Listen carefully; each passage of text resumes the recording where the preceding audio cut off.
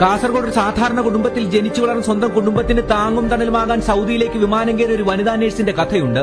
വർഷങ്ങളോളം സൗദിയിൽ ഉയർന്ന ശമ്പളത്തിൽ ജോലി ചെയ്തുവെങ്കിലും ടീച്ചിംഗ് എന്ന പാഷൻ എന്നും ആ ചെറുപ്പക്കാരിയുടെ ഉള്ളിലുണ്ടായിരുന്നു. എന്നാൽ ഏതൊരു സാധാരണക്കാരെയും പോലെ കുറച്ചുകൂടി മെച്ചപ്പെട്ട ശമ്പളത്തിനും സ്വന്തം കുടുംബത്തിന്റെ സന്തോഷത്തിനും ഒരു യൂറോപ്യൻ രാജ്യം എന്ന ലക്ഷ്യത്തിലേക്കുള്ള ആദ്യ പടിയെന്നോണം ആ നേഴ്സ് ഒരു IELTS എക്സാം എഴുതുന്നു.